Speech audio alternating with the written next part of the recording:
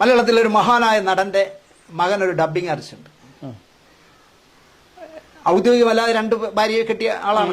അതിൽ 6 പിള്ളേരുണ്ട്. 6 പിള്ളേരിൽ മിടുക്കനായ ഒരുത്തനുണ്ട്.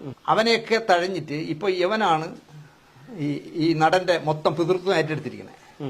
യവനെന്ന് പറഞ്ഞാൽ തന്ത ആശുപത്രി കിടക്കുമ്പോൾ അയാളുടെ കാറും അയാളുടെ ഫോണും അടക്കം അടിച്ചു മാറ്റി മറ്റവന്മാർ 5 എണ്ണം വീതിക്കാൻ വരുന്നതിന് മുമ്പ് അതെല്ലാം അടിച്ചു മാറ്റിയാണ്. ഇവനെ മൂപ്പിച്ചു വിടാനേ ഉള്ളൂ. ഇവൻ മൈക്ക് വാങ്ങിച്ചു വെച്ചിട്ട് പറയാണ്, മരിച്ചുപോയവരെ പറ്റി അനാവശ്യം പറയുന്ന ചില യൂട്യൂബർമാരുണ്ട്.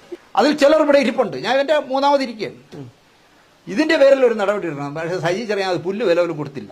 32 ദിവസം കിംസ് ആശുപത്രിയിൽ ഈ വലിയ മഹാനായ നടൻ കിടന്നപ്പോൾ 28 ദിവസം ഒരു അച്ഛനെ സ്നേഹിക്കുന്ന പോലെ പോയിരുന്ന ആളാണ് ഞാൻ. കാരണം എന്നെ ദിനേശ് എന്ന് അദ്ദേഹം വിളിച്ചിട്ടില്ല, നിങ്ങൾ എന്നേ പറയൂ.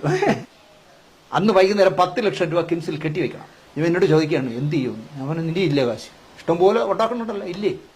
അതങ്ങനെ എൻ്റെ കാശൊന്നുമില്ല. നമ്മൾ നിന്റെ ചേട്ടനെ വിളിച്ച് പറ കൊല്ലത്ത്, അവൻ തരൂല. ഇദ്ദേഹത്തിന്റെ ചികിത്സ നമുക്ക് സംസ്ഥാന സർക്കാരിനെ കൊണ്ട് ചെലവാക്കിക്കാം പറ്റുമോ? ഞാൻ പറഞ്ഞു, പിന്നെ ചീഫ് സെക്രട്ടറി കെ ജയകുമാർ അല്ലേ, ജയകുമാർ സാർ ഞാനായിട്ടുള്ള ബന്ധം നിനക്ക് അറിയാത്തതാണ്. അദ്ദേഹം സിനിമ ചെയ്തപ്പോൾ ഞാനായിരുന്നു അസോസിയേറ്റ് ഡയറക്ടറൊക്കെ. നല്ല ബന്ധം ഇന്നും. ശാന്തിയുള്ള ദിനേശന്റെ കൈ അക്ഷരത്തിൽ ഒരു അപേക്ഷ ഞാൻ എഴുതി റെഡിയാക്കും. ഈ പറഞ്ഞ ഈ മോനെന്ന് പറയുന്ന ഓച്ചനെ കൊണ്ട് ഒപ്പിടിക്കുന്നു. തിരിച്ച് കാറിൽ സെക്രട്ടറിയേറ്റ് പോകുന്നു, സാറിന് കൊടുക്കുന്നു, തിരിച്ച് ഞാൻ ചെയ്തത്.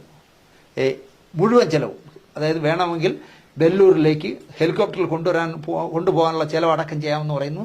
അന്നത്തെ കാലത്ത് എനിക്ക് തോന്നുന്നു ഈ നടന് വേണ്ടി 58 ലക്ഷം രൂപ 60 ലക്ഷം രൂപ അന്ന് അടച്ച് സർക്കാർ.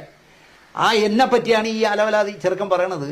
മരിച്ചുപോയവരെ കുറിച്ച് ഞാൻ പറഞ്ഞാലുണ്ടല്ലോ, മരിച്ചുപോയവരെ കുറിച്ച് ശാന്തിയുള്ള ദിനേശിന് അറിയാവുന്ന കഥകൾ പറഞ്ഞാൽ, ഈ അലവലാതി പറഞ്ഞില്ലേ, അവന്റെ തന്തയെ പറ്റി പറഞ്ഞാൽ പോലും മലപ്പുറത്ത് 2 പിഞ്ചു പിള്ളേരുടെ പുറത്തൂടെ കാറ് കയറ്റി ഇറക്കി വെളുപ്പാങ്കാലത്ത് മറ്റേ ഓതാം പഠിക്കാൻ പോയിട്ട്, അറബി പഠിക്കാൻ പോയിട്ട് വന്ന 2 കുട്ടികളുടെ പുറത്തൂടെ കാറ് ഇറക്കി കാറ് മറിഞ്ഞ് കാറ് നൂത്ത് നിർത്തിയപ്പോണ്ടല്ലോ, ഈ അവന്റെ തന്ത എന്ന് പറഞ്ഞവൻ പാൻസ് ഇട്ടിട്ടില്ല, തൊട്ടടുത്തൊരു സ്ത്രീ ആയിരിക്കണേ, രാവിലെ 6 മണിക്ക്.